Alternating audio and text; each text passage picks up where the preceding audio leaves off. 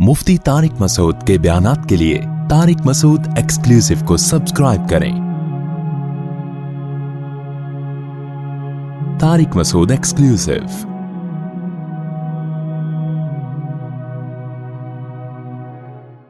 मुहर्रम में दो तरह के मौज़ूआत होते हैं। एक तो करबला के मौजू को बयान किया जाता है, उस पर मैं एक दफ़ा बयान चंद साल पहले कर चुका हूँ कि उसमें मुतदिल राय क्या है। कभी मौका मिला तो दोबारा बयान कर देंगे इंशाअल्लाह कि उससे हमें असबाक क्या मिलते हैं, उसमें सही बात क्या है, वाक़ये का सही पहलू क्या है। उसमें इफ़रात व तफरीद बहुत है, मुबालगा आरइयाँ बहुत हैं।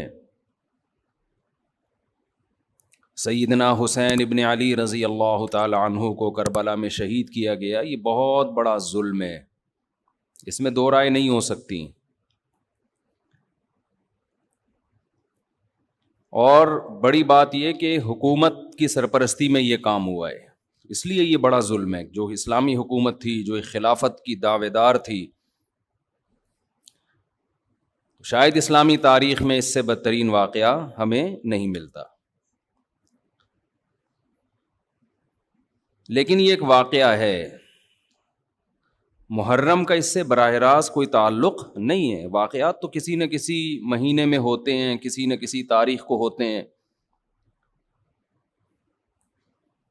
तो उन वाक़यात से इबरत हासिल करनी चाहिए, ना कि उन तारीख़ों को पकड़ के हम बैठ जाएं कि चूँकि इस तारीख़ को ये हुआ था तो हमने ये करना है, इस डेट को ये हुआ था तो हमने ये करना है। हमें किसी कीमत भी इस्लाम का दामन हाथ से नहीं छोड़ना। हज़रत हुसैन रज़ी अल्लाह ताला अन्हु जो करबला में निकले तो मुहर्रम होने की वजह से थोड़ी निकले थे, तो सियासी हालात को दुरुस्त करने की नीयत से निकले। वो मुहर्रम होता तो भी जाते, सफ़र होता तो भी जाते, रबीउल अव्वल होता तो भी जाते, रमज़ान होता तो भी जाते। उसका मुहर्रम से क्या ताल्लुक़ है? जिस चीज़ को आपने हक़ पे समझा उसके लिए आपने खुरूज किया, उसके लिए अपनी गर्दन कटा दी। गैरत की शहादत को जिल्लत की ज़िंदगी पर तरजीह दी, पूरा ख़ानदान कटवा दिया, मगर गैरत पर सौदा नहीं किया। तो अगर ये सफ़र में आपको मौका मिलता तो आप सफ़र में निकलते, रबीउल अव्वल में मौका मिलता तो रबीउल अव्वल में निकलते, रमज़ान में मिलता तो रमज़ान में निकलते। हमें क्या करना है, चाहे मुहर्रम हो, चाहे सफ़र हो, चाहे रबीउल अव्वल हो, चाहे रबीउल सानी हो, जुमादल ऊला, जुमादल सानिया, रजब, शाबान, रमज़ान, हमें हुक्म ये है कि शरीयत ने हमें जो हुक्म दिया हम उससे तजावुज़ ना करें। इस्लाम क्या ऑर्डर देता है हमें? इस्लाम हमें गम के मौके पे भी अहकाम देता है और खुशी के मौके पे भी अहकाम देता है, उससे हमने दाएं बाएं नहीं होना। अल्लज़ीना इज़ा असाबतहुम मुसीबतुन क़ालू इन्ना लिल्लाहि व इन्ना इलैहि राजिऊन। अहले ईमान की अलामत है, जब उन्हें कोई मुसीबत पहुंचती है तो क्या कहते हैं? हम अल्लाह ही के लिए हैं और हमने लौट कर अल्लाह ही की तरफ जाना है, ये कह के सब्र करते हैं। देखो, मुसीबत के मौके पे आपके पास दो ऑप्शन हैं, ये कुरान ने दिए हैं। एक इंतकाम, इन्नमस सबीलु अलल्लज़ीना यज़लिमून अन्नास, फरमाया जो किसी पे जुल्म करेगा उस पे गुनाह होगा, जो जुल्म का बदला लेगा उस पे गुनाह नहीं होगा। वजज़ाउ सय्यिअतिन सय्यिअतुन मिस्लुहा, कुरान कह रहा है बुराई का बदला उसी के बकदर बुराई। ये भी ऑप्शन आपके पास है, किसी ने आपके साथ जुल्म किया, ज़्यादती की, आप जालिम से बोलें बदला लें, आप इजाज़त दी।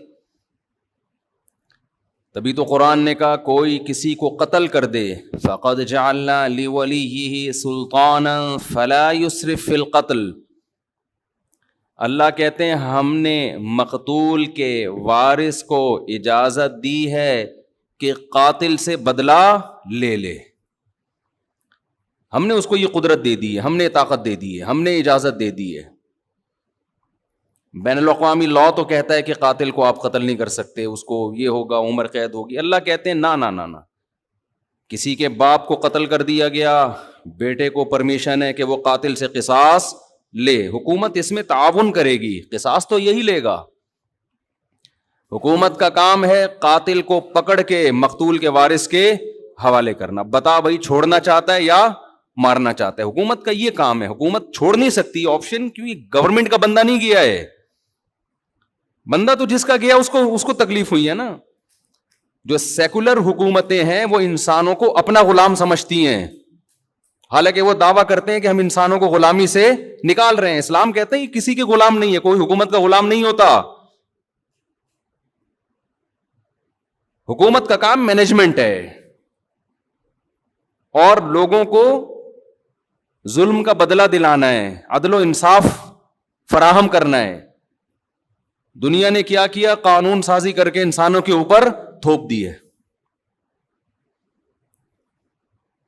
وہ کیا کیا تھوپی ہے وہ ایک لمبی کہانی ہے. کہ دعویٰ تو یہ ہے کہ ہم آزادی, انسان کو آزاد کر رہے ہیں, آزاد نہیں کر رہے, سب کی غلامی سے نکال کے اپنا غلام بنا رہے ہیں. عورت کو شوہر کی غلامی سے نکالا, ریاست کا غلام بنا دیا. شوہر جو باپ پہ خرچ کرتا, بیوی پہ خرچ کرتا, بولا نہیں باپ بیوی پہ خرچ نہیں کرو, ایک دھیلا بھی تم پہ, ہمیں ٹیکس دو, 40% ہمیں دو اپنی تنخواہ کا. 1 لاکھ کما رہے ہو, 40,000 ہمیں دو, ہماری مرضی, پھر ہم تمہارے باپ کو اولڈ ہاؤس میں کتنا دیں اور تمہاری بیوی کو ہم کتنا دیں, یہ ہماری مرضی, ہمارا ہیڈک ہے, تمہارا نہیں ہے. یہ اسلام ریلیشن کا قائل ہے. ریلیشن شوہر بیوی کا ریلیشن ہے. شوہر بیوی پہ خرچ کرے گا تاکہ بیوی اس سے محبت کرے, بیٹا باپ پہ خرچ کرے گا تاکہ باپ اپنے بچوں کو شوق سے پالیں گے, یہ بڑھاپے میں ہمارا سہارا ہے. آپ نے سارے ریلیشن ختم کر کے لوگوں کو غلام بنا دیا. کس کا؟ ریاست کا. اسی میں یہی ہے کہ اسلام کہتا ہے کسی کے باپ کو قتل کیا گیا ہے, انتقام کی آگ کس میں بھڑک رہی ہے؟ گورنمنٹ میں تھوڑی بھڑک رہی ہے. حکومت کا کیا لگتا ہے بھائی؟ وہ اچھا بھلا تمیز سے بیان چل رہا تھا, محبت سے غصہ آ گیا مجھے, آرام سے چل رہا تھا نا. یہی ہے نا, یہ لبرل لوگوں سے ہمیں واسطہ پڑتا ہے نا, صبح شام گوروں کے گیت گاتے رہتے ہیں بیٹھ کے, مغربی ممالک کے گیت گاتے ہیں, اتنا اچھا سسٹم, اتنا اچھا سسٹم. وہ کیا خاک سسٹم ہے یار یہ, جس میں انسان کو اس کے بنیادی حقوق نہیں مل رہے. آپ کہہ سکتے ہیں ہمارے ملک میں کون سا مل رہے ہیں, تو ہمارے ملک میں اسلام نہ ہونے کی وجہ سے مل رہے ہیں. اسلام ہوتا تو مل رہے ہوتے. اس میں اسلام کا قصور نہیں ہے, یہ تو ہمارے حکمرانوں کا قصور ہے. ڈالر نیچے آ گیا سنا, تھوڑا سا خوش فہمی میں مبتلا ہونے کی ضرورت نہیں ہے. 10 روپے نیچے آئے گا, 20 روپے اوپر جائے گا. یہ تھوڑا سا ڈپریشن کم کرنے کے لیے گورنمنٹ کرتی ہے کہ تھوڑا سا نیچے لا کے دھکا دے کے اوپر لے کے جاؤ. تو یہ سیٹ اپ, خیر یہ ایک الگ تبصرے ہیں. تو اسلام ہے جو آپ کو بنیادی حقوق دیتا ہے. میرے باپ کو اللہ نہ کرے کوئی قتل کر دے, گورنمنٹ کا نقصان نہیں ہے. نقصان کس کا ہے؟ میرا انتقام کی آگ مجھ میں بھڑکتی ہے. اس کا نقصان یہ ہوتا ہے کہ میں قاتل کو تلاش کروں گا, وہ نہ ملے اس کے بھائی کو مار دوں گا, وہ نہ ملے اس کے ماموں کو مار دوں گا, جو ہوتا ہے قبائلی علاقوں میں. اسلام نے اس پہ پابندی لگا دی. نا نا نا نا نا. اللہ کہتے ہیں فقط جعلنا لولیہ سلطانا, دیکھو ہم نے تمہارے جذبات کا خیال کیا ہے, ہم نے تمہیں طاقت دی ہے کہ قاتل سے بدلہ لوگے تمہیں گناہ نہیں ملے گا. اب جب ہم نے تمہیں تمہارا حق دے دیا تو اب حد سے تجاوز نہ کرو. کیا مطلب؟ قاتل کے علاوہ کسی اور سے بدلہ لینے کی کوشش نہ کرو. اس نے آپ کا ایک مہمان مارا, آپ نے کہا ہم اس کے 2 مہمان ماریں گے. یہ کام وہ ایک پنجاب والا چلا گیا نا, پنجاب والا چلا گیا وزیرستان میں, وہاں قبائلی لڑائیاں ہو رہی تھیں, تو وہ کہیں باہر اس کو چارپائی پہ سلا دیا انہوں نے. تو اس کو ڈر لگ رہا ہے یار, ان کی تو دشمنی اٹھا کی رات کو آوازیں آتی, مجھے کو مار پور کے نہ چلا جائے. اس نے دروازہ بجایا, بھائی مجھے اندر سلا. اس نے کہا کیوں, گھبرا کیوں رہا ہے؟ اس نے کہا مجھے ڈر ہے آپ لوگ کی دشمنیوں میں نہ مارا جاؤں. اس نے کہا فکر نہ کرو, وہ ہمارا 1 مہمان مارے گا, خدا کی قسم اس کا 10 مہمان مارے گا. اس نے کہا بھائی اس کا تم 10 مارو 20 مارو، ہم تو مر گئے نا، ہم تو گئے کام سے. تو دیہاتی علاقوں میں چاہے بلوچستان ہو، چاہے اندرون سندھ ہو، چاہے کے پی کے ہو، چاہے پنجاب ہو، یہی ہوتا ہے. جہاں قانون نہیں ہے وہاں کیا ہے، قاتل نہ ملے تو جو ملے اس کو مار دو. قرآن اس سے منع کر رہا ہے، نا نا نا نا نا. دیکھو ہم نے تمہیں رائٹ دیا، گورنمنٹ نہیں دیتی ہے. گورنمنٹ کہتی ہے نہیں، اتنے لمبے کیسز چلتے ہیں، مقدمے چلتے چلتے چلتے چلتے پھر جج پیسے کھا کے. ایسا بھی ہوتا ہے، جو ججز بیان سن رہے ہیں ان کے علاوہ کی بات کر رہا ہوں. تو انصاف نہیں ملتا انسان کو. عمر قید تو ہے ہی نہیں اسلام میں، لمبی جیل میں ڈال دیا، وہ اور بڑا مجرم بن کے آئے گا. وہ کھانے پینے سے گیا. یہاں کتنا اچھا قانون بنایا کہ قاتل کو پکڑ کے حکومت کیا کرے گی، باپ کو مارا ہے تو بیٹے کے حوالے، شوہر کو مارا ہے تو بیوی کے حوالے، لے بھائی اپنے میاں کا بدلہ لے لے. اور اگر دیت لے کے چھوڑنا چاہے تو اس کا بھی آپشن تیرے پاس ہے، دیت لے لے چھوڑ دے اس کو. پھر قرآن نے دیت کی ترغیب دی، فَمَنْ عُفِيَ لَهُ مِنْ أَخِيهِ شَيْءٌ، جس کو اپنے بھائی کی طرف سے معافی مل گئی. یعنی اللہ مقتول کے وارث کو کہہ رہے ہیں قاتل بھی تمہارا دینی بھائی ہے تو بھائی سمجھ کے چھوڑ دو. ترغیب دی ہے، زبردستی نہیں کی اسلام نے. حالانکہ اللہ تو زبردستی بھی کر سکتا ہے نا کہ چھوڑنا پڑے گا، لیکن اللہ کہہ رہے میں ایسے قانون کیوں بناؤں، حالانکہ وہ خدا ہے، اس کو ہم پہ حق ہے، پھر بھی وہ کہہ رہا ہے کہ ایسے قانون کیوں بناؤں کہ انتقام کی آگ بھڑکے ان کے دل میں. جو خدا جب ہمارے جذبات کی رعایت کر رہا ہے تو گورنمنٹ کون ہوتی ہے جو رعایت نہ کرے؟ بھائی اللہ حکومت سے بڑا ہے کہ نہیں ہے؟ اس کو ہم پہ زیادہ قدرت ہے. تو قرآن نے کیا کہا، ترغیب دی کہ اس کو کیا کرو، معاف کرو. بہتر یہ معاف کر دو، دیت لے لو، پیسے لے کے چھوڑ دو، اس سے تمہاری غربت دور ہو جائے گی، تمہارا نقصان ہوا اس کی تلافی ہو جائے گی. اے اللہ اس سے تو ہم اگر دیت لے کے چھوڑیں گے، یہ تو غیرت کے خلاف ہے. ہمارے باپ کو مارا، وہ قیامت میں کہے گا کہ پیسے لے کے چھوڑ دیا. تو اللہ کہتے ہیں نا نا نا نا نا نا نا، یہ دنیا کا سزا ہے، آخرت میں قاتل کو معاف نہیں کروں گا. دنیا میں تو قاتل سے قصاص لے بھی لیا جائے نا، گردن اڑا بھی دی جائے تو اس کا جرم تھوڑی معاف ہوتا ہے. اس لیے کہ جس کو مارا ہے اس نے تو بدلہ ابھی لیا نہیں ہے. دیکھیں جب کوئی قتل کرتا ہے دو نقصان ہوتے ہیں، ایک تو جو بندہ مارا اس کا نقصان وہ گیا، دوسرا اس کے لواحقین کا نقصان. تو ابھی تو لواحقین کی تلافی ہوئی ہے، جو بندہ گیا ہے اس سے تو آخرت میں حساب لیا جائے گا. میں سمجھا پا رہا ہوں اپنی بات کہ نہیں سمجھا پا رہا؟ ابھی میں نے محرم پہ بیان کرنا ہے، لیکن یہ قصاص کی بات درمیان میں آ گئی. میں یہ بتانے کے لیے کہ ہر چیز کا ایک ضابطہ ہے، لا بیان کیا ہے اسلام نے. تو قرآن کیا کہہ رہا ہے، قاتل کو فلا یسرف فی القتل، ہم نے اجازت دے دی ہے تو قتل میں حد سے تجاوز نہ کرو. نمبر 1 حد سے تجاوز کیا ہے، جس نے قتل کیا اس کے علاوہ کسی اور کو مارنے کی کوشش نہ کرو. پھر اس کا چاچا آ گیا تو اس کا ماموں آ گیا تو اس کا خالو آ گیا، اس کو اڑا دیا. نا نا نا نا. نمبر 2 قتل کرنے میں بھی حد سے تجاوز نہ کرو، اس کو تڑپا تڑپا کے مت مارو. تبھی حدیث میں آتا ہے لا قواد الا بالسیف، قصاص لیا جائے گا تلوار سے، اس میں تکلیف کم ہوتی ہے. سعودی عرب میں گردنیں اڑائی جاتی ہیں نا، دیکھی ہوں گی آپ نے، اب تو وہاں بھی آہستہ آہستہ کم ہو رہا ہے. اس میں کیا کرتے ہیں، جلاد ادھر ایک تلوار لگاتا ہے گردن پہ پیچھے، جیسے ہی تلوار لگتی ہے آپ کی جتنے بھی کنیکشن ہے نا دماغ اور باڈی کا فوراً ختم، تکلیف کا احساس ختم. ادھر قاتل کی گردن الگ ہوئی، قاتل تڑپتا ہوا نظر آتا ہے مگر اسے تکلیف بولو نہیں ہوتی، کیونکہ دماغ اور باڈی کا کنیکشن کیا ہو گیا، ختم. تو وہ تکلیف کیسے محسوس کرے گا؟ لیکن دہشت بہت ہوتی ہے، کیونکہ جس طرح اس کی گردن الگ ہو کے گرتی ہے اور جس طرح اس کی لاش تڑپ رہی ہوتی ہے، اس سے لوگوں پر ایک دہشت طاری ہو جاتی ہے اور لوگ قتل سے بچ جاتے ہیں کہ یار ہمارا بھی انجام ہوگا. کتنا پیارا حکم ہے کہ جو قتل کا مقصد تھا لوگوں کو بچانا آئندہ جرم سے، وہ مقصد پورا پورا حاصل ہو رہا ہے اور قاتل کو تکلیف کم سے کم دی جا رہی ہے. میں سمجھا پا رہا ہوں اپنی بات؟ لیکن جو اسلام مخالف قوتیں ان کا قانون کیا ہے، بند کمرے میں لٹکاؤ. بند کمرے میں کسی کو عبرت ہوگی؟ ہے بھائی؟ ایک صاحب سعودی عرب سے آئے، بہت پرانی بات ہے، انہوں نے کہا کہ میں نے پہلی دفعہ سعودی عرب میں جب قصاص دیکھا نا، گردن اڑائی، تو میں 2 گھنٹے کانپتا رہا ہوں کھڑے ہوئے۔ بتاؤ جس نے یہ منظر دیکھا ہو وہ خود کسی کو قتل کرنے کی جرت کر سکتا ہے؟ حالانکہ بلوچ تھے، وہ ہمارے دوست تھے اور بڑے مضبوط بلوچ تھے۔ بلوچ تو ویسے ہی مضبوط عام طور پر ہوتے ہیں، بہادر بھی ہوتے ہیں۔ ان کو وہ کہہ رہے پھر بھی مجھے، میں کیا کر رہا ہوں، ایسے کانپ رہا ہوں میں۔ تو بتاؤ یہ دہشت کے بعد کوئی ہمت کرے گا؟ لیکن جس کو قتل کیا ہے قصاصاً، اس کو تکلیف بولو کم سے کم۔ لیکن جو اسلام مخالف قانون ہے وہ ہے پھانسی۔ بند کمرے میں کیا کرتے ہیں؟ پھانسی لٹکا دیتے ہیں۔ اس میں قتل ہونے والے کو تکلیف اور اذیت بے انتہا ہے۔ گلا گھونٹ کے مارو کسی کو، آپ اپنا گلا گھونٹیں تھوڑی دیر کے لیے، اندازہ ہو جائے گا اس میں کس قدر اذیت ہوتی ہے۔ لیکن عبرت کا پہلو اس میں کیا ہے؟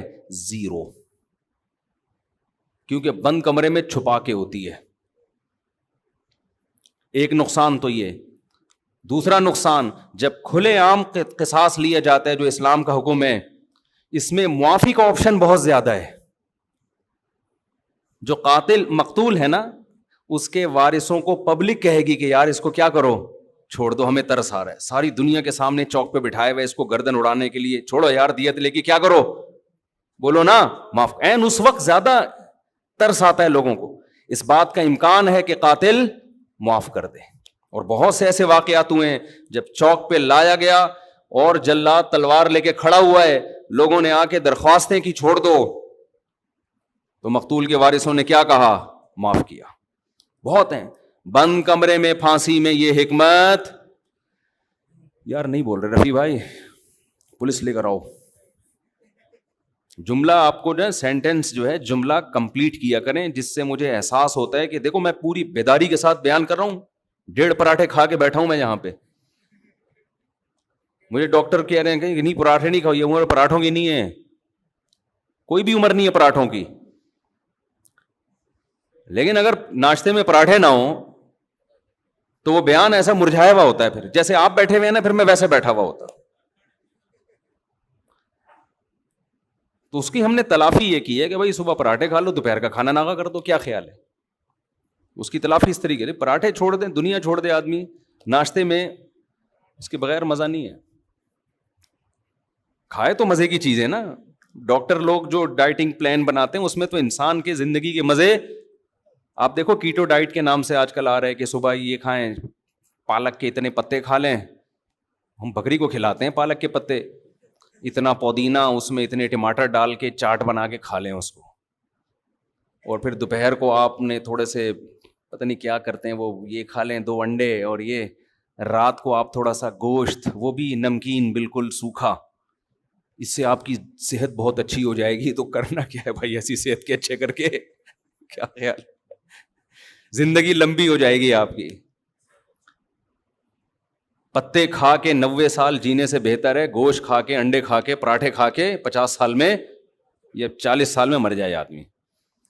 میں خود صحت کا قائل ہوں کہ انسان کو پھوڑنا پھاڑنا نہیں چاہیے، صحت کا بہت خیال کرنا چاہیے، کیونکہ جب بیمار ہوتا ہے تو اندازہ ہوتا ہے صحت کتنی بڑی نعمت ہے، لیکن اس کو اپنے اوپر مسلط کرنے کی بالکل بھی ضرورت نہیں ہے۔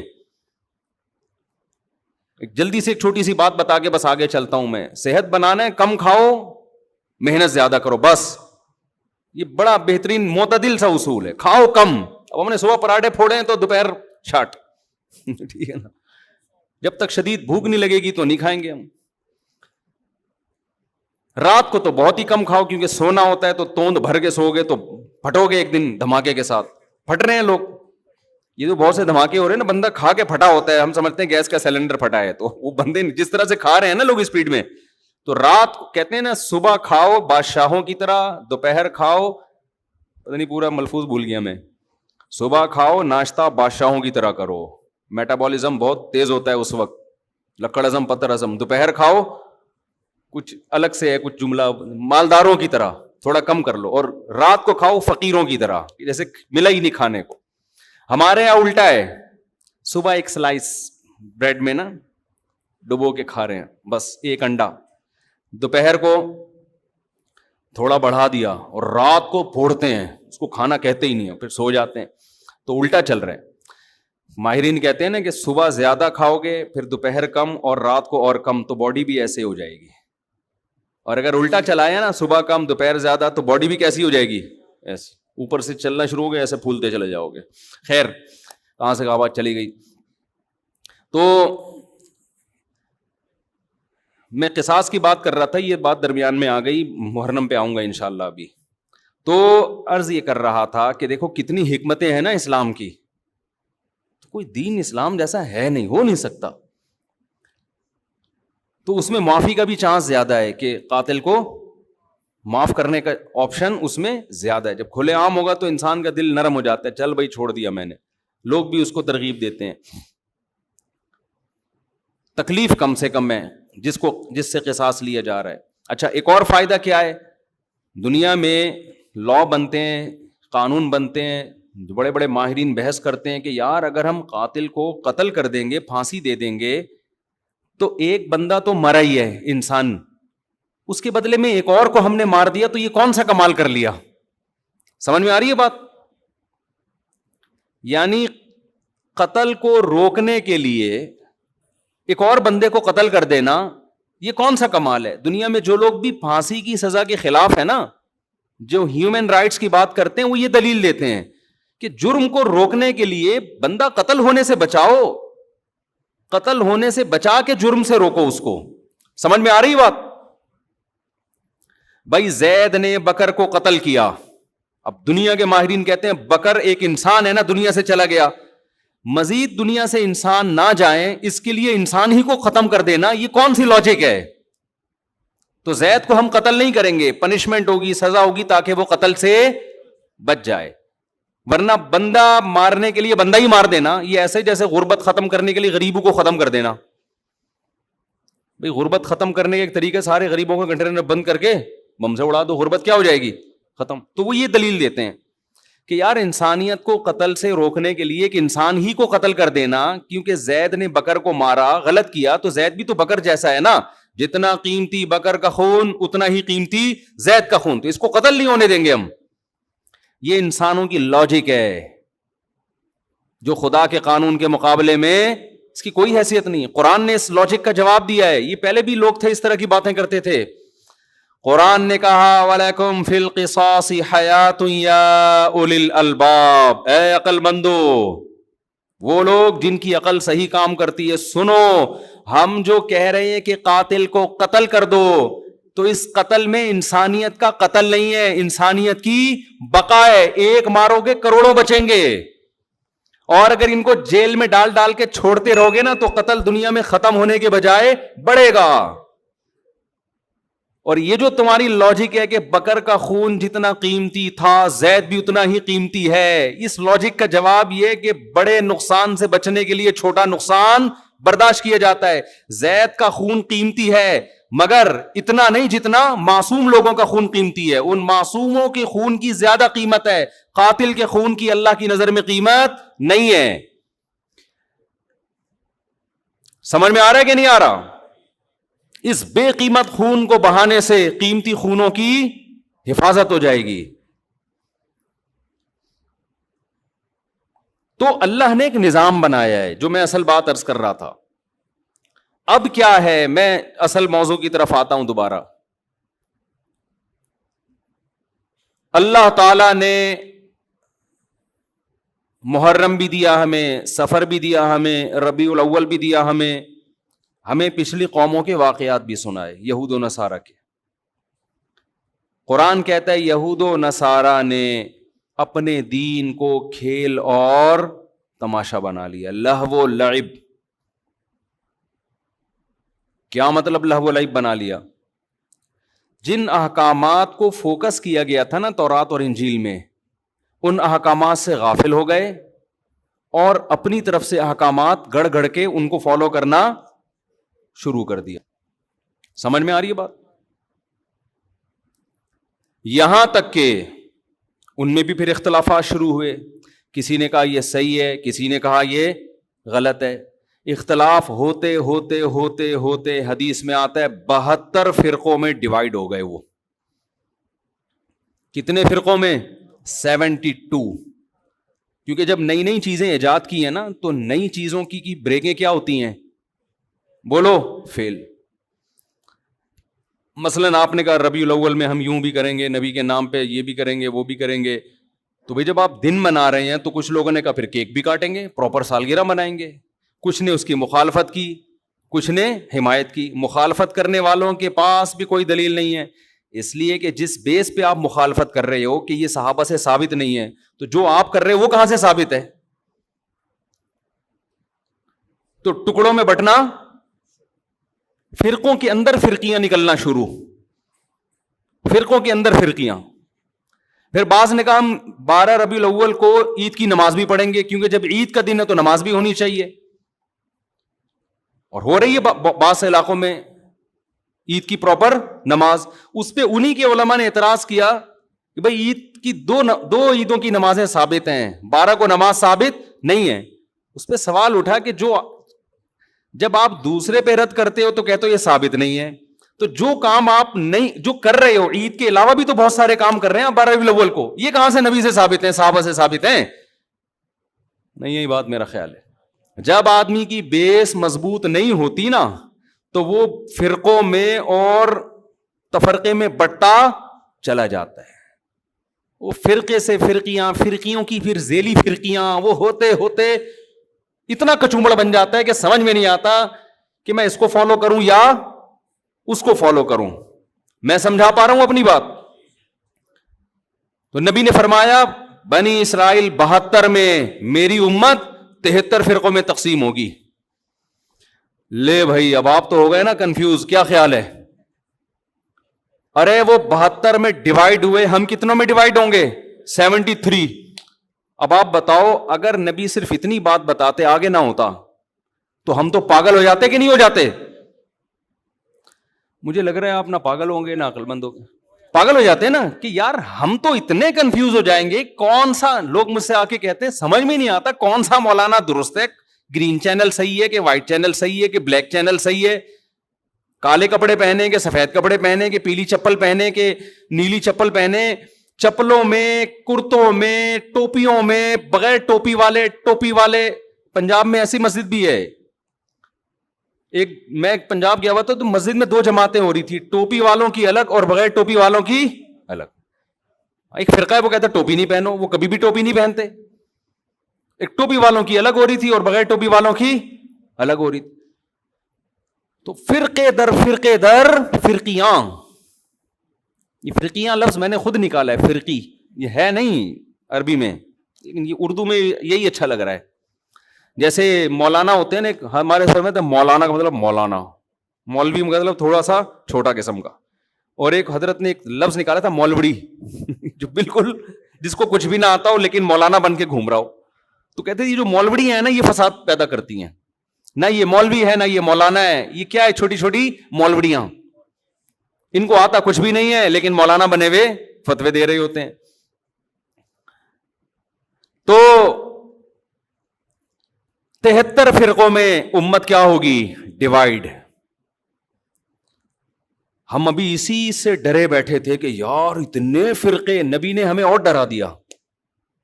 آگے جو الفاظ ہیں اس سے تو اور زیادہ خوف پیدا ہو رہا ہے, پھر نبی تسلی بھی دیں گے, اور خوف پیدا ہو رہا ہے. آپ نے فرمایا کلہم فی النار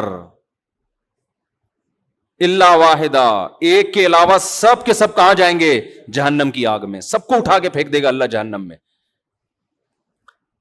لو بھائی, اس سے تو ہمارا خوف کم ہونے کے بجائے اور زیادہ بڑھ گیا. اگر نبی اتنا ہی کہتے 73 فرقوں میں ڈیوائیڈ ہو جاؤ گے, ہم کہتے کوئی بات نہیں یار, 73 میں سے ہو سکتا ہے 70 جنت میں جائیں, تو ہم کس میں سے ہوں گے؟ انہی 70 میں سے ہوں گے.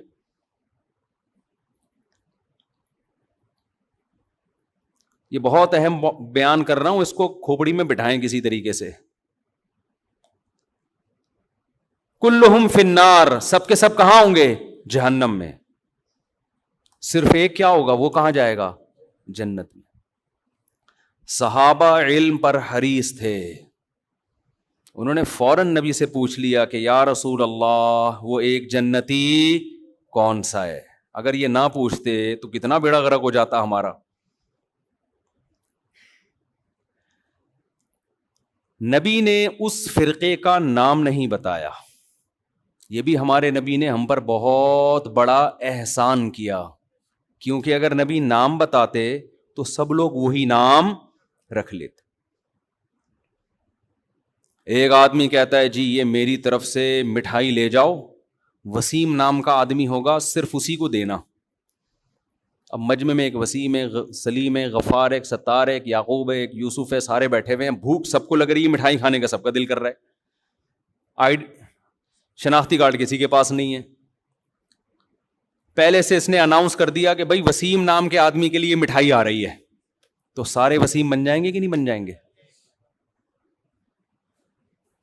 سب کہیں گے وسیم کون ہے؟ میں ہوں. اس کو پتا ہے اس نے کون سا نادرا میں جا کے دیکھنا ہے, ایک مٹھائی کے ڈبے کے لیے نادرا میں تھوڑی لے کے جائے گا, سب وسیم بن جائیں گے. آج یہی ہو رہا ہے. جماعت المسلمین نے کہا کہ نبی صلی اللہ علیہ وسلم نے فرمایا قرب قیامت میں جماعت المسلمین کو لازم پکڑنا. 1975 میں ایک جماعت بنائی گئی جس کا صدیوں تک کوئی وجود نہیں ملتا. اس کا ایک امیر خود ساختہ نام رجسٹر کروایا گورنمنٹ آف پاکستان سے جماعت المسلمین, اور وہ جتنی حدیثیں جماعت المسلمین کے بارے میں تھی وہ سارے مٹھائی کے ڈبے لینے کے لیے کھڑے ہو گئے کہ جی یہ ڈبے کس کے ہیں؟ یہ ہمارے ہیں, کیونکہ نبی نے کہا تھا جماعت المسلمین کو لازم پکڑنا.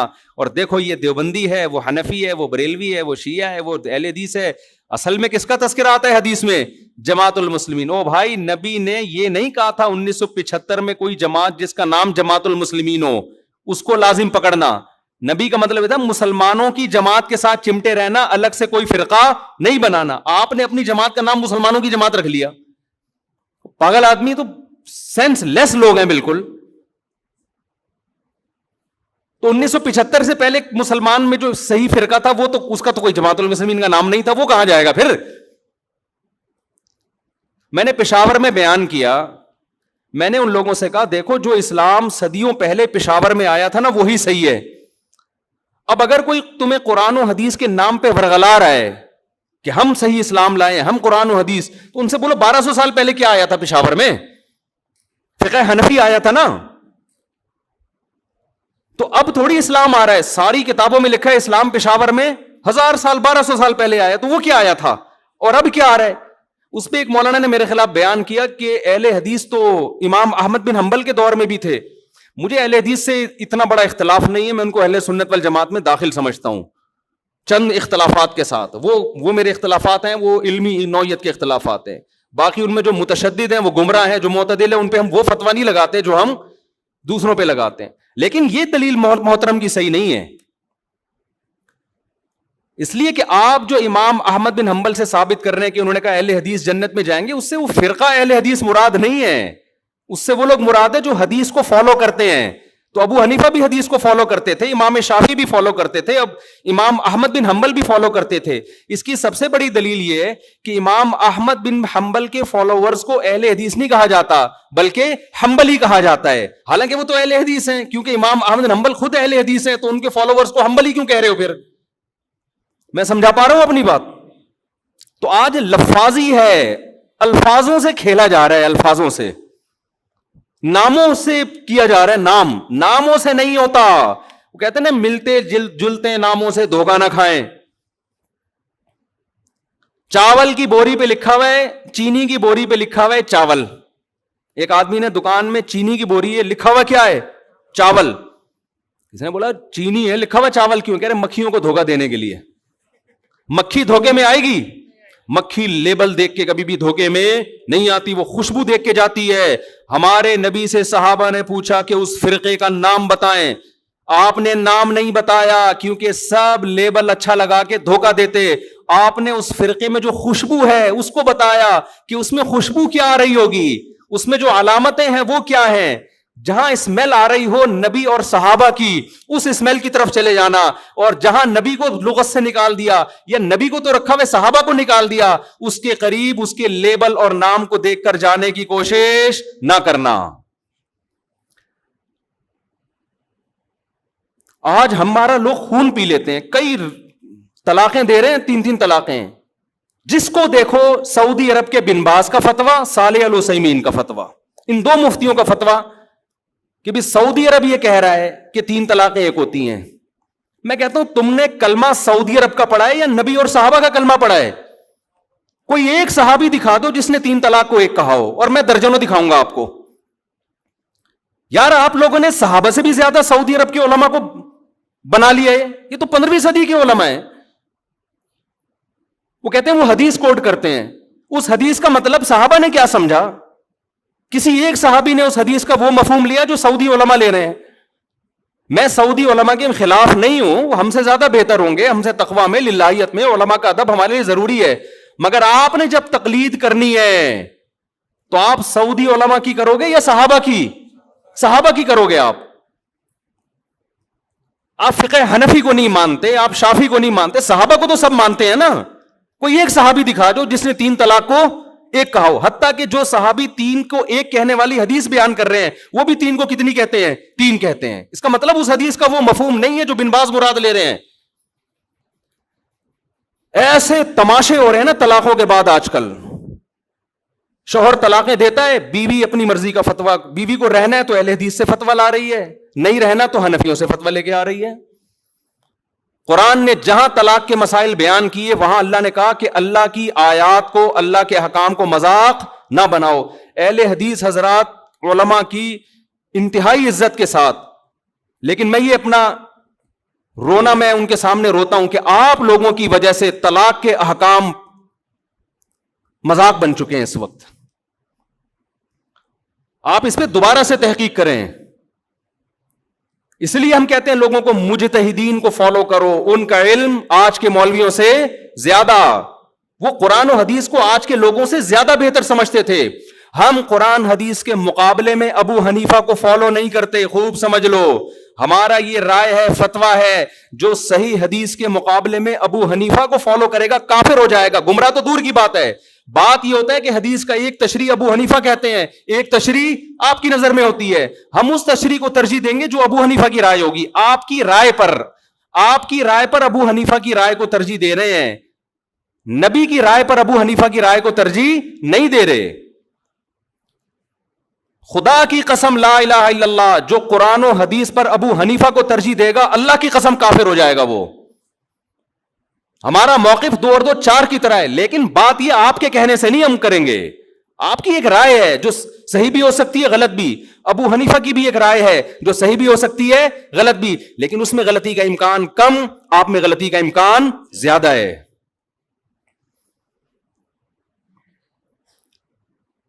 تو طلاق ثلاث میں تو 4 ائمہ متفق ہیں.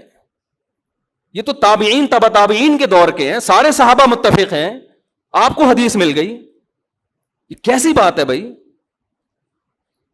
میں ایک اہل حدیث عالم کے پاس گیا, میں نے فتویٰ دیا تھا 3 طلاقیں واقع ہو گئی ہیں. وہ صاحب لے آئے اہل حدیث سے فتویٰ. میں نے ان سے کہا کہ آپ تقلید کرتے ہیں؟ انہوں نے کہا نہیں میں تحقیق کرتا ہوں. میں نے کہا چلو پھر میں اہل حدیث عالم کے پاس چلتا ہوں, اب تحقیق کی دنیا میں ہم دیکھتے ہیں کون صحیح ہے کون غلط ہے. آپ نے تو تحقیق کرنی ہے نا, تقلید تو کرنی نہیں ہے, لیکن یہ کر رہے تقلید ہی ہوتے ہیں, لیبل تحقیق کی, کیونکہ تحقیق پھر پوری ہوتی ہے, ادھوری نہیں ہوتی. میں ان اہل حدیث کے پاس گیا, بڑے احترام سے بیٹھا, میں نے کہا حضرت آپ نے فتویٰ دیا ہے, اس کی دلیل دیں. انہوں نے صحیح مسلم کی مشہور حدیث پیش کر دی, نبی کے دور میں 3 ایک سمجھی جاتی تھی, ابو بکر کے دور میں. میں نے کہا ایسے تو متا کے بارے میں بھی آتا ہے, نبی کے دور میں متا جائز سمجھا جاتا تھا, ابو بکر کے دور میں عمر نے پابندی لگائی, تو پھر متا بھی حلال ہے.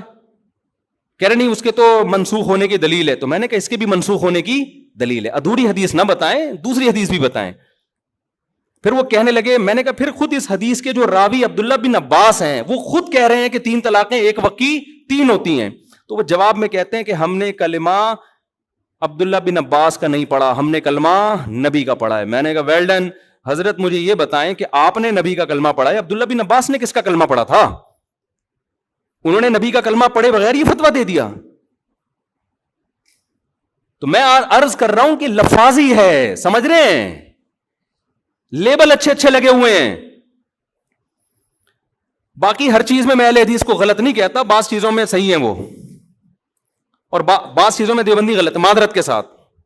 اللہ یہ کہ دیوبندیوں کے جو محققین ہیں, بڑے بڑے علماء ہیں, وہ ایسی غلطیاں نہیں کرتے. مفتی تقی عثمانی صاحب ہو گئے, اس لیول کے جو علماء ہیں نا وہ معتدل ہیں. وہ آپ نے دیوبندیت کو سمجھنے کے لیے ہر آدمی کو فالو نہیں کرنا, ہر ایک کا بیان آپ یوٹیوب پہ سن کے فتویٰ لگا دو کہ یہ ایسا نہیں ہے بھائی.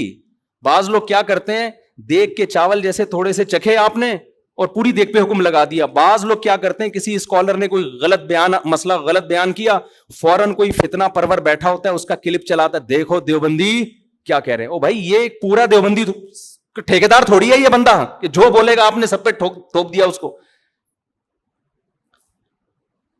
میں تو آپ کو پھر بھی دیوبندی بریلوی کی بحث میں, یہ تو لوگوں نے مشہور کی ہوئی ہے, ہمیں تو ہم اللہ کی قسم اٹھا کے کہتے ہیں کہ اپنے نام کے ساتھ نہ دیوبندی لگاؤ نہ بریلوی. میرے نام کے ساتھ لگایا تھا, میں نے ہٹوایا ہے لوگوں سے. یہ بھی ہمارے اکابر کی تعلیمات ہیں. کیوں؟ جو فرقہ جنت میں جائے گا اس پہ لیبل سے نبی کیا کہہ رہے ہیں اس کے متاثر نہ ہو. اب نبی فرما دیتے, صحابہ نے پوچھا یا رسول اللہ کون سا فرقہ جنتی ناجیہ نجات پانے والا کون سا ہوگا؟ تو ہمارے نبی کا ہم پر یہ احسان کہ آپ نے وہ نام نہیں, آپ اگر کہتے اہل حدیث ہوں گے تو جمعے کی نماز میں ٹانگیں چوڑی کر کے پڑھاتا, میں زور سے آمین کہتا. ایسا ہی ہے نا. ہمارے نبی کہتے کہ وہ حنفی ہوں گے تو جتنے اہل حدیث ہیں وہ کیا بن جاتے, سارے حنفی بن جاتے. ہمارے نبی کہتے کہ وہ ہری پگڑی والے ہوں گے, اب تو انہوں نے بھی سفید کر دی پگڑی, تو ہم سب ہرے ہرے ہوتے یہاں پہ. کیا خیال ہے؟ پگڑی بھی ہری ہوتی, اور اب مجھے نہیں پتا ان کا کیا کیا ہرا ہوتا ہے, اللہ بہتر جانے. اور کیا ہرا ہوتا ہے؟ پین ہرا ہوتا جی, کنگھی ہری ہوتی ہے, شکریہ جی, ٹیوب لائٹ ہری. اچھا خیر, نبی فرماتے وہ دیوبندی ہوں گے تو سب لوگ اپنے نام کے ساتھ کیا لگاتے؟ دیوبندی. نبی فرماتے وہ شیعہ ہوں گے تو سب کیا بنے ہوتے؟ ہم محرم میں کالے کپڑے پہن کے بیٹھے ہوتے, سب اپنے آپ کو شیعہ ثابت کرنے میں لگے ہوتے. نبی نے علامت بتائی تاکہ ملتے جلتے ناموں سے دھوکہ نہ کھائیں, ناموں سے متاثر نہ ہو, نام کچھ بھی ہو. اول تو ہمارا نام مسلم رکھ دیا ہے قرآن نے, تو ہم سب کیا ہیں؟ مسلم ہیں, جس کو اردو میں مسلمان کہا جاتا ہے. ہمیں کسی اور شناخت کی بالکل ضرورت نہیں ہے. سوال پیدا ہوتا ہے پھر یہ مشہور کیسے ہو گئے دیوبندی بریلوی؟ میں بار بار کہتا ہوں یہ لوگوں نے نام دیے ہیں آسانی کے لیے. مثال کے یہ لوگ کیوں نام دیتے ہیں؟ آپ کہیں رشتہ لینے کے لیے جائیں, لڑکی والے آپ کا کانسیپٹ پوچھنا چاہتے ہیں کہ یہ میلاد شریف والا ہے, تیجے 40ویں والا ہے, ربیع الاول میں پروگرام والا ہے, یا یہ والا نہیں ہے. اب وہ پوری ڈیٹیل پوچھیں تمہارا عقیدہ کیا ہے, پوری ڈیٹیل کے بجائے شارٹ نام رکھا ہوا, بھائی جو یہ کرتے ہیں ان کو بریلوی کہا جاتا ہے, جو یہ نہیں کرتے ان کو کیا کہا جاتا ہے؟ دیوبندی. تو ان شارٹ وہ انہوں نے, کیونکہ مسلمان تو دونوں ہی کہلاتے ہیں نا. ایک صاحب مجھے کہنے لگے آپ حنفی کیوں ہیں, آپ مسلم کیوں نہیں ہیں؟ میں نے کہا ہم حنفی شافی کے مقابلے میں ہیں, غیر مسلم کے مقابلے میں ہم مسلم ہیں. ہم دیوبندی بریلوی کے مقابلے میں کہلاتے ہیں, غیر مسلم کے مقابلے میں تھوڑی ہم دیوبندی ہوں, تو مسلم ہیں. تو اللہ نے ہمارا نام مسلم غیر مسلم کے مقابلے میں رکھا ہے. باقی نام بھی ہم نے نہیں رکھے, پبلک نے اپنی آسانی کے لیے رکھے, پھر وہ مشہور ہو گئے. ورنہ نہ دیوبندیت میں کچھ ہے نہ بریلویت میں کچھ ہے. اصل میں تو وہ علامت جو نبی بیان کر رہے ہیں, وہ علامت جس میں پائی جائے گی, خواہ وہ دیوبندیت کے نام سے ہو, اہل حدیث کے نام سے ہو, بریلوی کے نام سے ہو, شیعہ کے نام سے ہو, سنی, اس سے کوئی فرق نہیں پڑتا. نام تو وہی دینا چاہیے مسلم. لیکن میں بتا رہا ہوں لوگ اپنی آسانی کے لیے نام دیتے. کس مکتبہ فکر سے آپ کا تعلق ہے, تاکہ ان شارٹ بات ہو جائے نا. تو نام نبی قرآن نے ہمیں مسلم دیا, اور علامت کیا بتائی؟ صحابہ نے پوچھا یا رسول اللہ کیا کون سا فرقہ؟ آپ نے فرمایا ما انا علیہ و اصحابی. کیا بلاغت ہے یار اس کلام میں, سارے فرقوں کا پول پٹیاں کھول دی. آپ نے یہ نہیں فرمایا جو قرآن کو فالو کرے گا, یہ نہیں فرمایا، کیونکہ ہر فرقہ نسبت کہاں کرتا ہے؟ کیونکہ قرآن تو سب کی بیس ہے نا، قرآن ہی سے نکل گئے. کیا خیال ہے بھائی؟ ایک فرقہ مسلمانوں میں آئے اور کہ میں تورات کو مانتا ہوں قرآن کو نہیں مانتا ہوں، تو ہے ہی نہیں، تو کسی کھاتے میں ہے ہی نہیں، نکل یہاں سے. بیس تو قرآن ہے، اور قرآن کو ماننا بھی ضروری ہے، اس کو فالو کرنا بھی، لیکن فرقوں میں جب فرق کیا جا رہا ہے تو قرآن کا تذکرہ نہیں. ما انا علیہ، جس پر میرا عمل، میں چلوں، تو نبی جس پر چلے اس کو تو حدیث کہا جاتا ہے.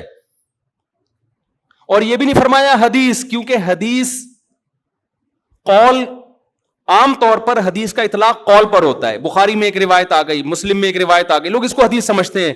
نبی کا جو پراپر عمل رہا ہے، کس پر آپ صلی اللہ علیہ وسلم عمل کر کے گئے ہیں، اس کو آج کل کے لوگوں نے حدیث سے خارج کر دیا. مثال کے طور پر امام مالک حدیث لے کر آتے ہیں ہاتھ باندھ کے نماز پڑھنے کی، فتویٰ دیتے ہیں ہاتھ چھوڑ کے نماز پڑھی جائے.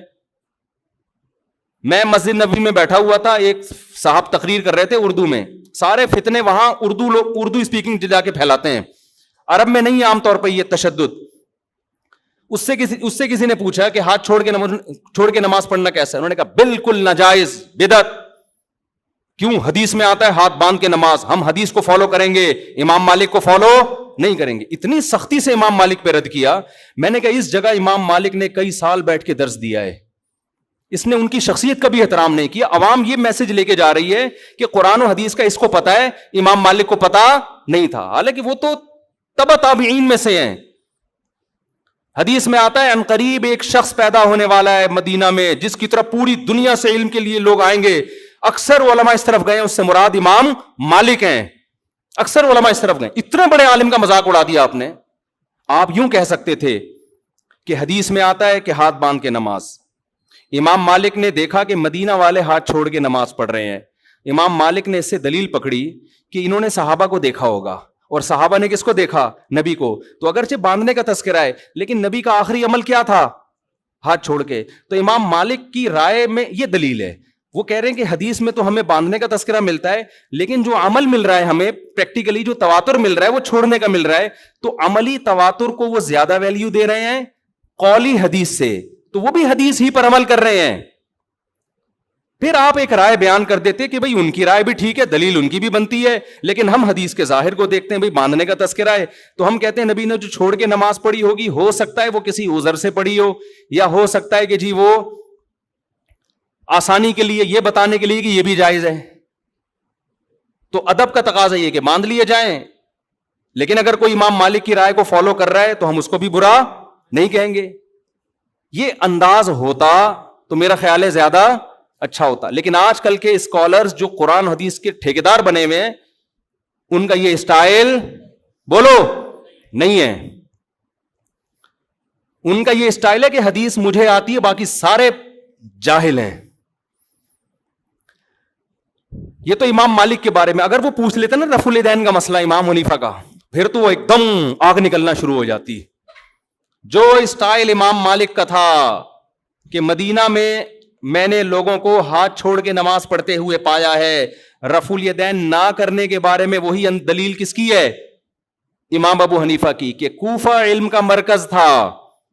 کوفہ میں عبداللہ بن مسعود اور علی رضی اللہ تعالیٰ عنہ کے آ کے آباد ہوئے. یہ دونوں صحابہ علم میں دوسروں سے بہت زیادہ تھے. ان کے شاگرد جتنے بھی کوفہ میں تھے رفع الیدین نہیں کرتے تھے. امام ابو حنیفہ نے اس سے استدلال کیا کہ ٹھیک ہے بخاری مسلم تو امام حنیفہ کے بعد آئی ہے، لیکن صحیح حدیثیں رفع الیدین کرنے پر بھی ہیں. لیکن یہ جو آخر میں نہیں کر رہے اتنے سارے صحابہ، تو یہ اس کی علامت ہے نبی نے آخر وقت میں ترک کر دیا تھا.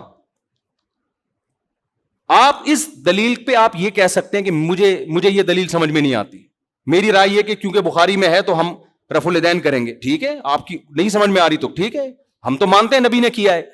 لیکن اگر ابو حنیفہ، اہل کوفہ اور صحابہ تابعین جو ان کے شاگرد تھے، ان کے عمل سے استدلال کرتے ہوئے نہ کرنے کا فتویٰ دے رہے ہیں، آپ ان کی نماز کو بولو خلاف سنت ہے، اس کا مطلب آپ اپنی رائے کو دوسرے پر تھوپنا چاہتے ہیں. امام ترمذی جو امام بخاری کے شاگرد ہیں، جب رفع الیدین کرنے کا ذکر کیا نا انہوں نے، آپ ترمذی میں دیکھ سکتے ہیں عربی میں، تو اس میں کہتے ہیں وَبِهِ يَقُولُ بَعْضُ أَهْلِ الْعِلْمِ مِنْ أَصْحَابِ النَّبِي، رفع الیدین کرنا بعض اہل علم صحابہ کی رائے تھی. جب رفع الیدین نہ کرنے کا تذکرہ کیا ہے تو پھر لکھتے ہیں وَبِهِ يَقُولُ غَيْرُ وَاحِدٍ مِّنْ أَهْلِ الْعِلْمِ مِنْ أَصْحَابِ النَّبِي، یہی اہل علم صحابہ میں بہت سارے لوگوں کی رائے ہے. یہ کون کہہ رہے ہیں؟ امام بخاری کے شاگرد. حالانکہ وہ خود بھی رفع الیدین کے قائل تھے، لیکن دلیل میں صحابہ کی جب بات آ رہی ہے تو کیا کہہ رہے ہیں؟ تو میں آپ سے عرض کر رہا ہوں کہ ہر محدث، ہر مجتہد کا اپنا ایک اصول ہوتا ہے، اور اس کا بنیادی مقصد کس کو فالو کرنا ہے؟ نبی کو فالو کرنا. تو آپ صرف قولی حدیث لے رہے ہو، نبی کا عمل نہیں دیکھ رہے، یہ مسٹیک ہے. تو نبی نے پہلی علامت کیا بیان کی؟ ما انا علیہ، بولو نا، وہ اصحابی، جس پر میں ہوں، جو میرا عمل ہے جس پر. تو یہ نبی کا عمل تھا. اب اس عمل میں اختلاف ہو سکتا ہے، کوئی کہہ رہا ہے ہاتھ چھوڑ کے نماز کا عمل تھا، کوئی کہہ رہا ہے ہاتھ باندھ کے نماز کا عمل تھا، کوئی کہہ رہا ہے رفع الیدین کا عمل تھا، کوئی کہہ رہا ہے نہ کرنے کا عمل تھا، آخر عمل. ٹھیک ہے، یہ اختلاف شریعت میں ناپسندیدہ نہیں ہے. اس اختلاف کی بیس پہ فرقے نہیں بنتے، کوئی بنائے گا تو وہ جہنمی ہے. اور یہ اختلاف صحابہ میں بھی تھا، کیونکہ دونوں میں وہ علامت پائی جا رہی ہے ما انا علیہ.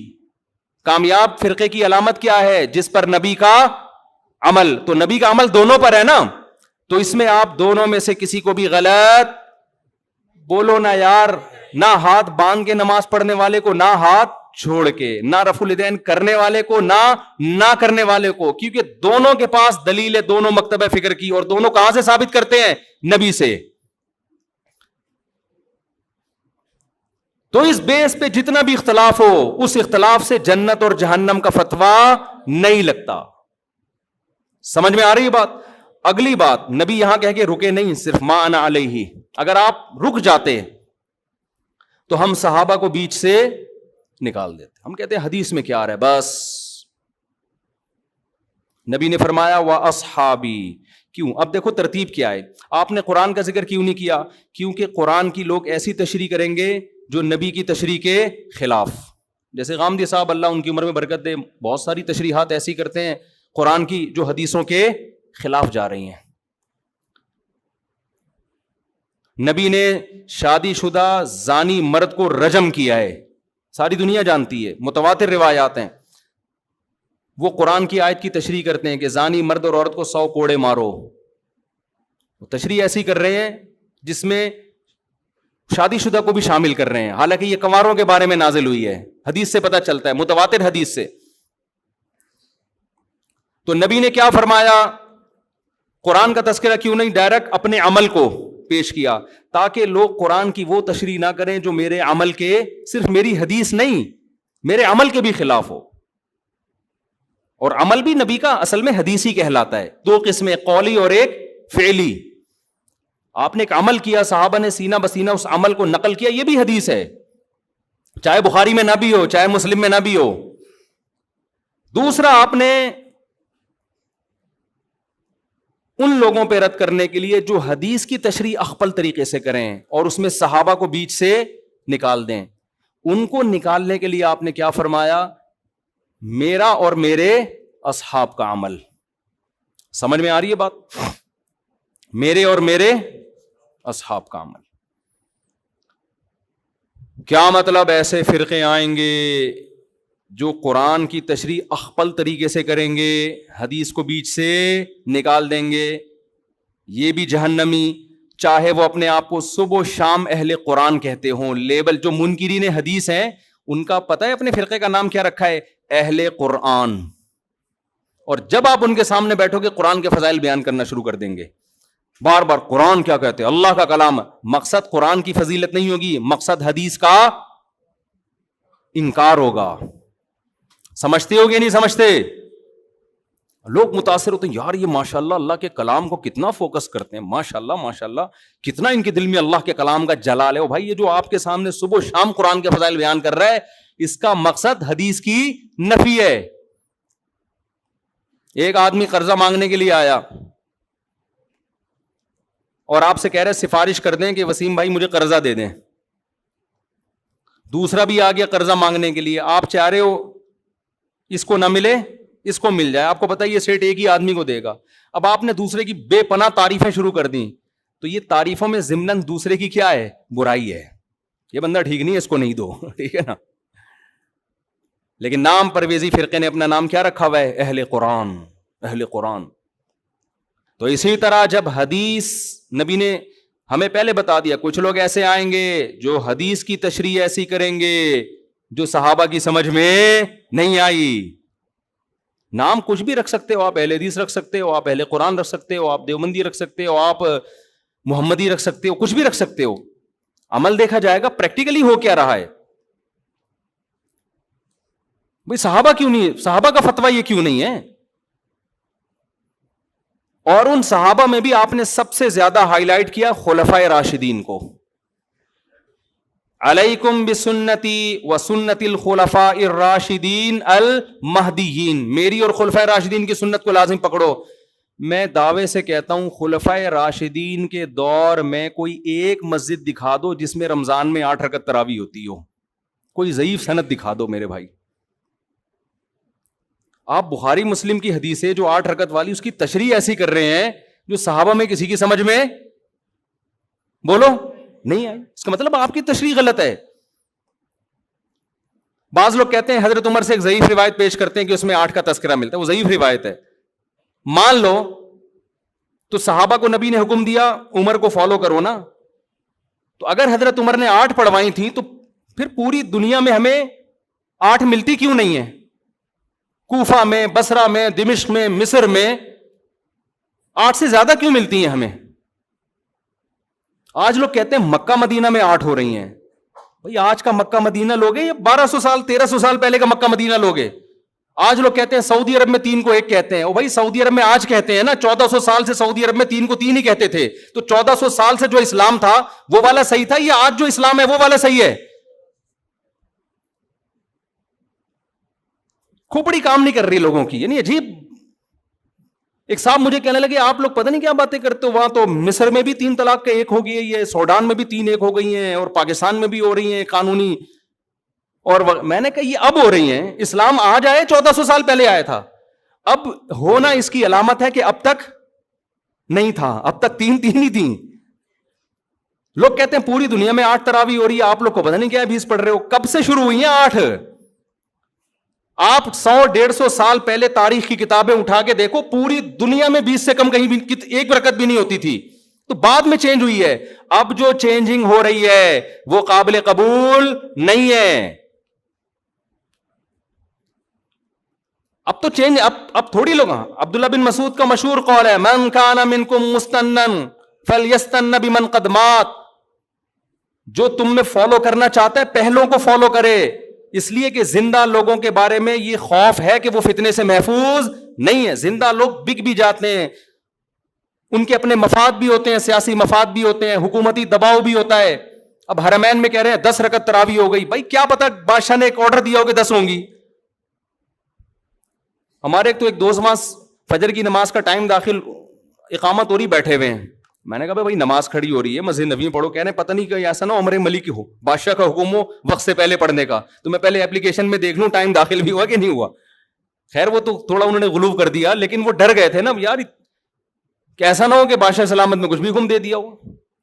ایسا ہوتا نہیں ہے کہ بادشاہ سلامت ٹائم سے پہلے نماز پڑھنے کا آرڈر دے دے. لیکن آپ کیسے یہ کہہ سکتے ہو کہ یہ عرب علماء کا فتویٰ ہے؟ اگر چند کا ہے بھی تو ہمارے لیے ان کے احترام کے باوجود وہ فتویٰ حجت نہیں ہے. اب میں آخری بات جو محرم پہ لے کے چلا تھا, میں جلدی سے وہ سمیٹ کے ختم کرتا ہوں. اصل تو میرا ٹاپک یہ تھا محرم. تو بہن بھائی فرقے بنتے چلے جائیں گے, محرم میں جو کچھ ہو رہا ہے یہ لوگ کریں گے. نبی نے فرمایا 73 فرقوں میں امت تقسیم ہوگی.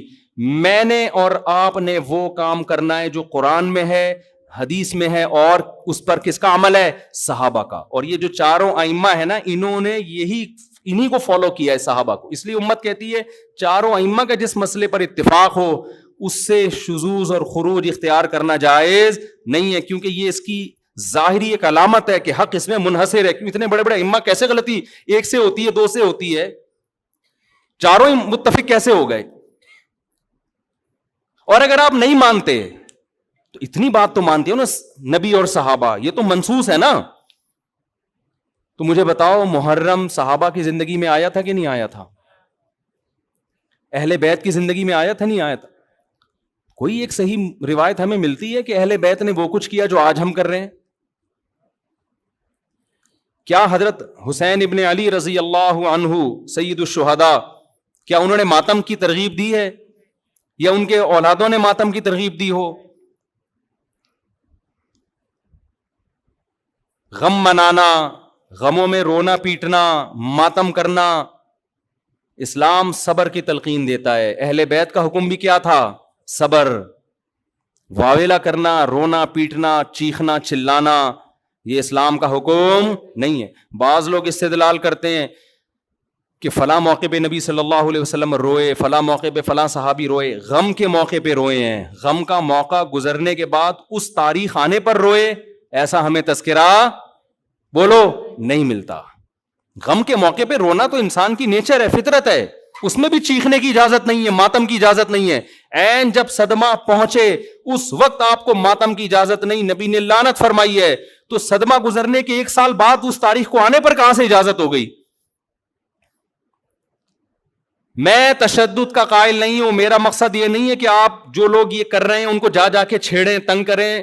ہمارا ملک فرقواریت اور لسانی اور فرقہ وارانہ جھگڑوں کا متحمل نہیں ہے، مار دھاڑ اور نفرت والی تقریریں کرنا نہیں ہے. میرا مقصد تو اہل سنت والجماعت کو یہ بتانا ہے کہ آپ ایک فیصلہ کرو، آپ ادھر ہو یا ادھر ہو. آپ کے اصول کچھ اور ہیں، ان کے اصول کچھ اور ہیں، ان کو ان کے اصولوں پہ چلنے دیں. جب نبی نے کہہ دیا نا 73 ہوں گے تو 73 ہو کے رہیں گے. آپ فرقہ واریت ختم نہیں کر سکتے. آپ نے سلیکٹ کرنا ہے کہ صحیح کون ہے غلط کون ہے. آج لوگ آ کہتے ہیں فرقہ واریت ختم ہو جائے. میں نے کہا نہیں ہو سکتی ختم بھائی، نبی نے کہہ دیا 73 فرقے ہوں گے، کیسے ختم ہوگی؟ آپ نے سلیکٹ کرنا ہے، گائیڈ کرنا ہے کہ صحیح کون ہے، اپنے لیے سلیکشن کرنی ہے کہ ان میں صحیح کون ہے، میں وہاں جاؤں گا. آپ کے پاس بہت سارے آپشن ہوتے ہیں دنیا میں بھی، تو آپ سارے آپشن ختم کر دیتے ہو. کئی رشتہ آیا آپ کے لیے، بہت ساری لڑکیاں ہیں، آپ نے کہا یہ ٹھیک ہے باقیوں کو بم سے اڑا دو. او بھائی آپ کو جو سمجھ میں آیا آپ اس سے شادی کر لو، بلکہ اس سے بھی نہیں 3 اور سے کر لو. اور لڑکی کے پاس ایک آپشن ہے، تو بھائی جو سمجھ میں آ رہا ہے اس سے کر لو، باقی وہ دوسرا جو مرضی آپ کے بلا سے آپ کہیں اس کو مار دو، کیونکہ وہ غلط آدمی کا رشتہ میرے پاس آیا ہے، بندہ ٹھیک نہیں ہے، ابا اس کو مروا دو. ابا کہے گا بیٹا تو اتنے لوگ صحیح بھی ہیں غلط بھی ہیں، تجھے جو صحیح لگ رہا ہے وہ بتا دے، جو غلط ہے وہ اس کو رہنے دے، وہ تیرا کام نہیں ہے.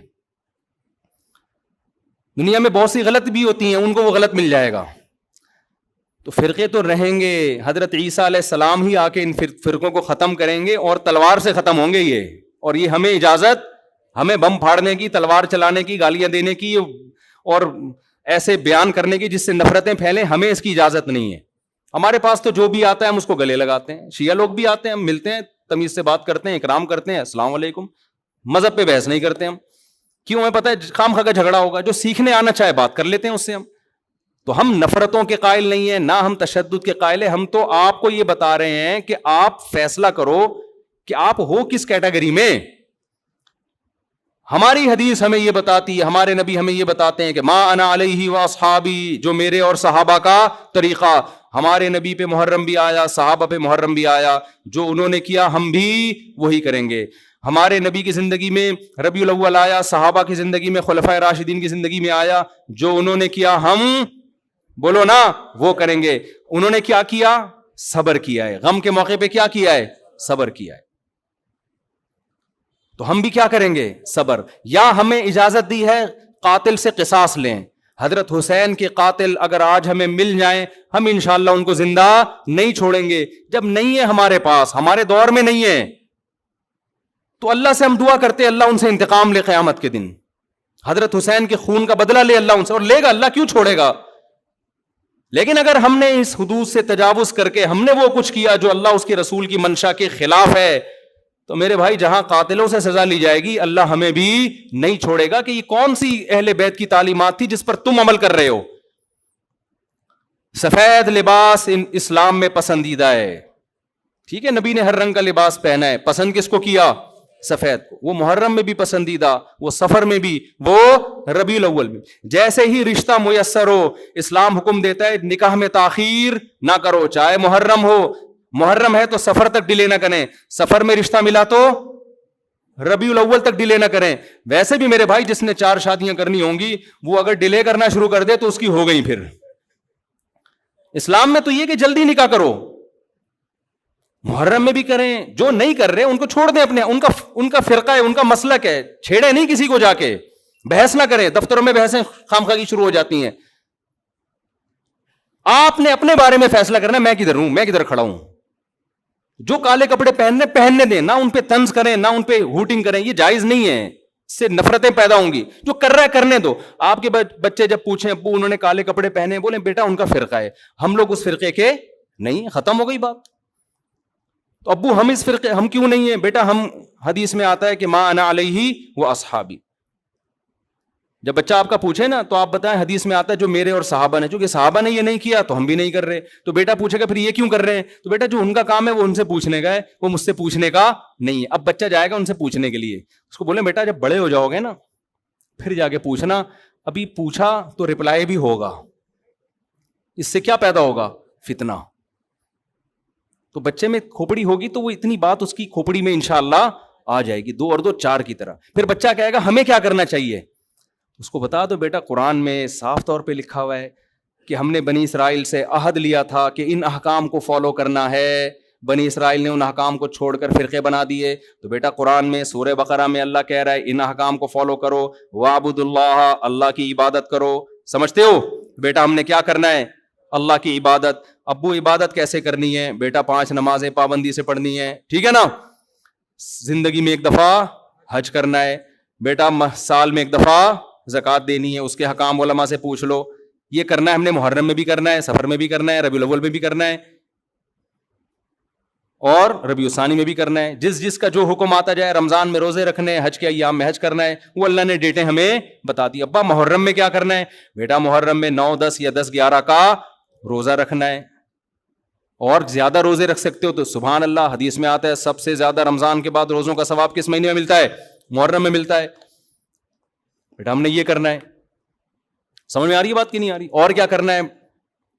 اور اس سے بولو قرآن میں اللہ کہتا ہے وَلَا تُشْرِكُوا بِهِ شَيْئًا, اللہ کی عبادت کرنی ہے, اس کے ساتھ کسی کو شریک نہیں, پکارنا نہیں ہے صرف یا اللہ مدد, نہ یا علی مدد, نہ یا غوث اعظم مدد, نہ یا رسول اللہ مدد. یہ سارے نعرے بیٹا ہم لوگوں کے بولو نہیں.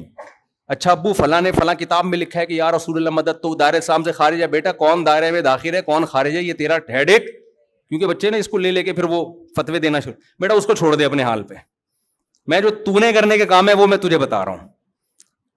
وہی ہے نا, ایک آدمی رات کو تہجد میں اٹھ کے دعا مانگ رہا تھا, اے اللہ سارے لوگ سو رہے ہیں میں اکیلا جاگا ہوا ہوں, اس عمل کی لاج رکھ لے, سارے لوگ خراٹے لے رہے ہیں میں اکیلا. لوگوں نے کہا بھائی تو اپنی باتیں بتا, ہماری برائیاں کیوں کر رہا ہے اللہ کے سامنے؟ ایک آدمی نے کمبل نکال کے بولا بھائی تو اپنا بتا نا, ہماری برائیاں ہمیں کیوں ساتھ میں گھسیٹ رہا ہے, یہ لوگ سو رہے ہیں. تو بیٹا یہ آپ کے کرنے کا کام ہے, باقی آپ کسی بھی فتوے کون یا رسول اللہ کہہ رہے کون کس کا کیا مطلب ہے, چھوڑو اس بحث کو. اس میں پھر بڑی طویل بحثیں ہیں, یہ ایسے دلدل میں پھنسو گے نکلنے کے قابل نہیں رہو گے. اچھا ابو اور کیا کرنا ہے میں نے؟ تو ان کو بتاؤ وَاعْبُدُوا اللَّهَ وَلَا تُشْرِكُوا بِهِ شَيْئًا وَبِالْوَالِدَيْنِ احسانا. بیٹا ماں باپ کے ساتھ کیا کرنا ہے؟ احسان. کیسے احسان کرنا ہے؟